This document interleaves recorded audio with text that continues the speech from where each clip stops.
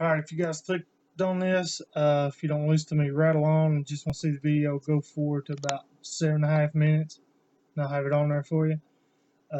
This is, I want to clarify on the video itself whenever I've done it. I kind of mentioned something wrong, so I just want to clear the air. The Asian locking mechanism for the Asian hubs, that's what locks your four-wheel drive. An IFS is a 27 spline, a solid axle is a 30 spline. You cannot interchange and use the IFS hubs on a 30 spline because they're not the same. It won't work. Don't even try it, it won't work. Speaking of which, make sure that you take all that apart and check it out. Wheelie Pete, emailed him, great guy, emailed me right back real quick. Will show you what has a perfect video, real simple to understand. Take it apart, put it back together. Now, if you're determined to use your IFS hubs because maybe you bought your axle and it didn't have hubs on it, or it had them crappy automatic locking hubs, then you can do that. But you have to buy conversion gear to convert it over to 30. Plus, I think it's a little bit longer. Now the hub bodies themselves, both of them, I measured both of them, and they seem to be the same size to me, but according to Willie, they won't work. But he said he's never checked. Now, according to some other thread form, evidently you can use a Suzuki Samurai one, but you can't use the IFS one. I'm not really sure on that, so don't quote me on that. Either which way, basically what you're going to do is you're going to go to the parts store and you're going to say, well, there's two options. The first option on the thread form here, because I'm going to post a video like I promised, is you can use an FJ rotor because the FJ rotor was vented. The solid axle one is just flat. It's one piece of round steel is all it is. So you have brake failure because it gets hot, and when it gets hot, your brakes don't work. So the idea was to just change for an upgraded vented rotor. The FJ evidently come from an 81 on. They're all the same because I checked 81, I think, to like a 92 or something. They're all the same rotor. Now you can use one of them if you'd like. That's not what we're doing here. We're going to do a Tacoma one. And the reason why is because the rotor itself off FJ steel bolts on the back of the solid axle. So you have the spindle sticking out like this, then you have the rotor on the main back, and then you have the body, the hub body for the solid axle goes in the front. So if you have to give a burr field or anything out on the trail, you have to take all this, the 54 millimeter, all this stuff off with the brake just to get to the 8 bolts in the back here that hold your spindle on. With doing a Tacoma brake mod, you don't do that. You can see every one of these bolts right here. You can pop the Asian hub gear body off. You can take the clip loose. You can take it and just slide that stuff off. Really simple. It takes no time at all to do it, which is what you want. You want to be able to get that if you break something, you're popping or something, you want to take that off. You want to be able to put the axle in the seat or whatever it is you want to do, stick a rag in there and get it home. So that way you can make it home, make it safe. Now, for all you guys out there saying, I'm not taking my hub gear apart, I'm not taking any of that stuff apart, it was fine when I took it off. Listen, don't be cheap, take it off. Wheelie Pete's video running through how to rebuild the Asian hub and how to grease it and make sure it's right. It's really simple. It's not that complicated. Put you some good grease in there. Good grease now, and you will not be stuck down later. As opposed to if you drive it with it like it is and it don't work, you get stuck or something breaks and you didn't check it. You won't think, oh man. And assuming you're out somewhere and you have to pay somebody to come and get you, been a lot cheaper to take time, take it apart, and maybe replace the bearing. Another thing to remember, the the solid axle hub, like I was saying, that mounts in the back. That mounts in the back of this thing here. Every one of these bearings are the same as the IFS hub body. The way the IFS hub body is, all you do is you get it down. This uses the same nuts and lock and washer and everything. Once you get the hub body off, it's exactly the same. You can use them on either one. Same thread pattern, everything. The big 54 millimeter. Take all that off and use all those bearings that's in there. More than likely, if you buy a solid axle, the hub bearings and everything in it are probably flat full of mud or they've never been changed. Now, in the event they have been changed, you want to reuse the bearings and they're good, I say go ahead and pack them real good. and use them if you'd like. They're interchangeable, the solid axle hub bearings and the IFS hub bearings. All these bearings, I think there's 2, 3 of them in here. They're all interchangeable. If you'd like to use them, you can. No problem at all. Either which way, like I was saying, with the solid axle, the brake rotor goes on the back. If you use an FJ, it's on the back. You just have to take all this stuff loose to get to it. With IFS, the wheel studs that are sticking out, all you do is get it down to just the spindle. There's 8 bolts back here. So all you need on the solid axle, you take the IFS hub body and it just slides right over it. Now mine, right towards the end, I had tapped it with a hammer to get it seat all the way back, but it went back just fine, and I can slide it right off just fine. Either which way, you slide that on there and put everything on there just like you normally would with either one of them. Then you stick the 30 spline hub body on it, and then you have the wheel studs that are sticking out here. Well, the Tacoma rotor goes over that. Mine happened to be, I believe, one of the flowering ones where it had 2 little grooves instead of just flat. So you'll see in the video I had how to grind it down. When you start grinding that thing, grind it down smooth past it. You'll see the thread form. I think the best idea of doing this is so you can slide that thing right off and get it off if you need to. A lot better access and a lot easier to use. Plus, if you use spacers, a lot of guys say they're real hard on their trunnion bearings, and you don't want to have to be taking that apart and redoing the trunnion bearings all the time, because that gets aggravating. Which they make a trunnion bearing eliminator kit. I've never used one. I've never seen one. I can't vouch for that. A lot of guys say they're really awesome to use, so if you guys want to go that route, that's fine. In order to do this, you'll see in the video, guys say it's supposed to be a ½ inch or something like that to actually that you grind down the hub, grind it down ½ inch. I think it's a little more than that. I could be wrong. I didn't measure. I think it's like 3/8 or something other. But like I said, the IFS hub bodies are different. Either which way, you just slide that sucker over, and then you slide the brake rotor over top of it. You'll see in the video. If you guys have any questions or anything, go back to the forum. I'll link the forum below to post if you guys want to do that. Also, send me an email. I'll put the email below. But remember, you can't fix things online. You can't send me an email and tell me what's going on and the answer. You have to be there. So either which way, this right here, guys, is how you do the Tacoma brake mod, because it's a really useful, really simple thing to do. And don't worry about buying the spacers. Now, if you'd rather not fool with it and buy the spacers, hey, more power to you. If you don't, I used a grinder on mine. You don't want to use a grinder. You have access to a lathe or a machine shop. Somebody can get you a machine shop. Then, hey, pour it to it. Hey, more power to you. I use a grinder, something simple. If you're doing IFS swap, you got a grinder anyway. Might as well do it that way. Either which way, you guys, here's the Tacoma brake mod. It'll widen you to 58 inches. Match your IFS rear. Guys, be good to go. If you guys have anything, email me like I said, share the video. Hope it helps out a lot of people, as when I come along to do my solid axle swap, I was a newbie and I started reading everything I could.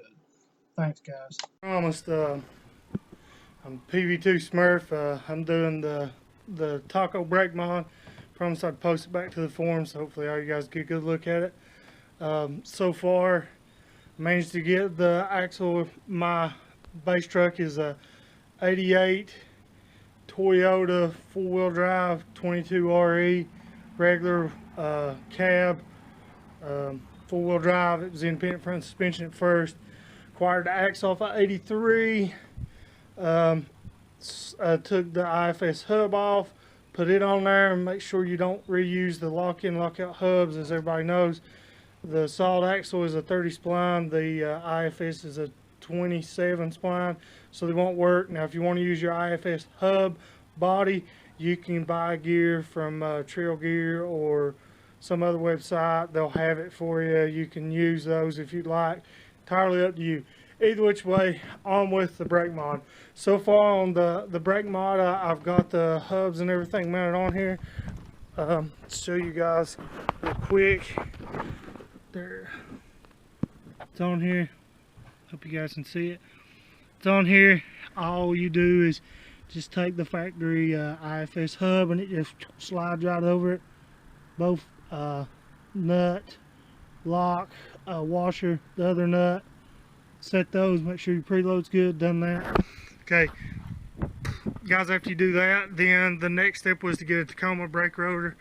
I got one off of 97. The form says 97, so I went to the parts store and said, hey, I need a 97 3.4 liter Tacoma brake rotor. The part number, which I have right here, I bought all my parts from CarQuest, but you can buy them wherever you like. The part number right here, I'll show you a shot of the box right here, if you guys can see this. Here's the actual box, part number. Okay, so I got my rotor. I went ahead and made one pass on it so far. I'm not really sure if it's fit yet, as I just showed you guys, so let me get back grinding it. When it gets final fit, I'll add to it.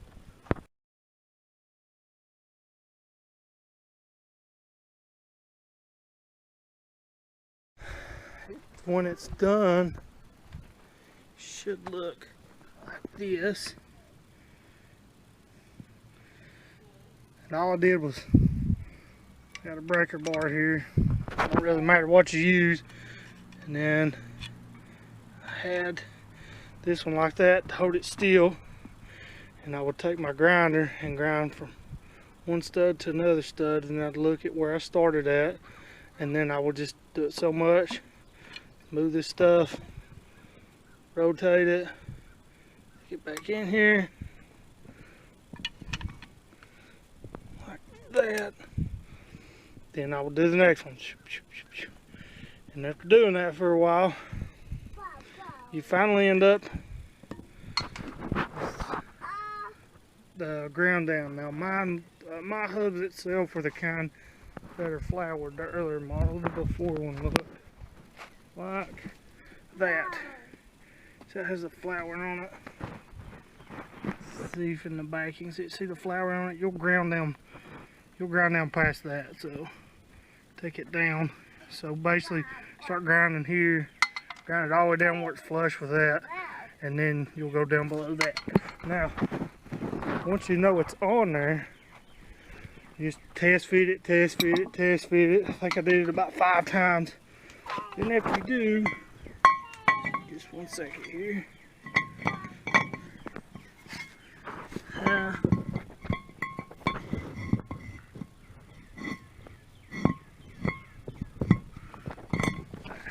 After you get it on there, get it lined up. Same brake rotor. There it is. It's on there.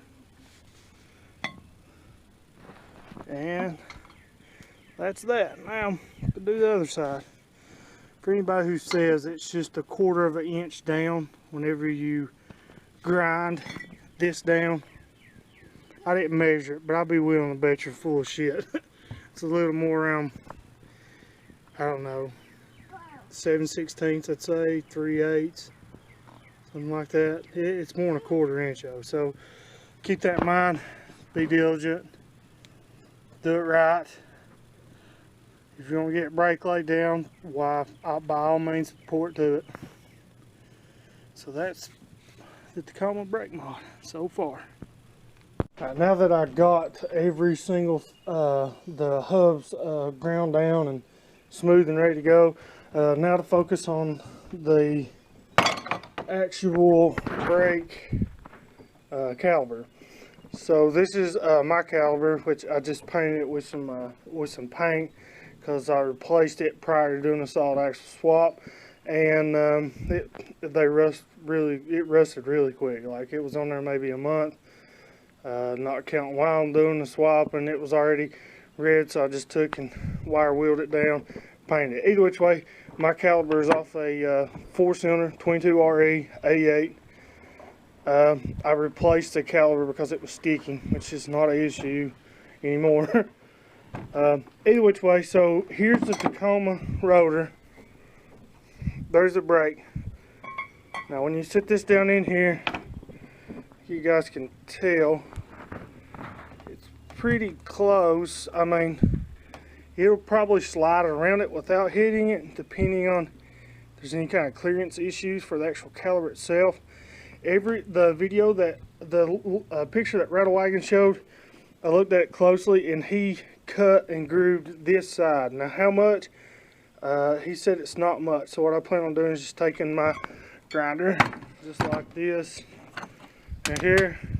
Then I'm just going to make sure you don't hit your boot or any other thing in there, and just take this right here and just grind the edge of it down like this. Grind this part up here down a little bit, and then I might, while I'm already at it, might go ahead and hit the back side of it, hit this side, which I've already kind of hit on, and then hit this one a little bit, so that way slide won't have any kind of issues. So update it when I get it here. Guys, after grinding that down,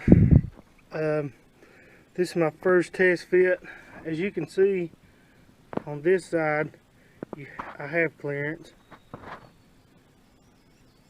On this side, it's a little close, which means I'm probably going to have to take more off, which is not a big issue. The method, the reason why, before you guys ask why, this is the bolt off the original IFS caliber, the original bolt. When I did the solid axle swap, I think the bolts are the same. All I ended up doing was taking a tap set and just tapping it all the way through, because it was full of gunk and this and that, just so it'd be easier for me to tighten on and to get it test fitted. Now, as I got this fitted on here, this has brand new, like I said, I just replaced this caliber before doing the swap. This is brand new brake pads. Well, as you can see, it's stuck, which tells me that I'm probably going to have to, if you can see right here, the pad itself is actually touching the rotor and keeping it from moving, and it's pretty close right here. So what I'm going to do is I'm going to take this back off and regrind it down, grind this, and probably grind the brake pads down just a little bit. Now these are brand new pads. I can't specifically tell you what kind. I know they come from CarQuest. I normally never buy the lifetime pads because I don't want to eat in the rotor. I normally just buy regular brake pads and change them. I'm just using this as a mock-up for now. My plan is to get a longer bolt that's the same thread whenever I get this right, because I still have to buy the brake lines and things. Get a longer bolt that will go all the way through this that way. Now this is threaded, this is too small, so it just slides through the caliper part. My idea is to get a longer bolt that will go all the way through and stick out this end, stick a nylon nut on this side of it, so that way it'll hold it and I don't have to worry about it ever coming off. But for mock-up purposes, this works just fine to kind of get an idea of what I need to do. So let me get it clearanced. Two bolts run from the inside out, the factory ones like I was telling you about, and I got my tire on here and it's not torqued down yet, but they're just hand tight. Yeah, I'm missing a stud. I'll replace that. The tire won't move, so I know there's some clearancing issues with the caliper that's mentioned, but nobody says specifically where it's hitting at. Well, if you look, this is the bottom of the caliper. If you look back in there, I don't know if you can see it really well. If you look back in there, it's heating there. Turn the tire around, show you the back side. Here in the back side, see that? That's heating. That's not allowing this tire to move at all. So you'll have to grind down the outside of that to get it to fit as well as the top. Now the top, it's not as much, but you'll still have to grind it down to get it to fit.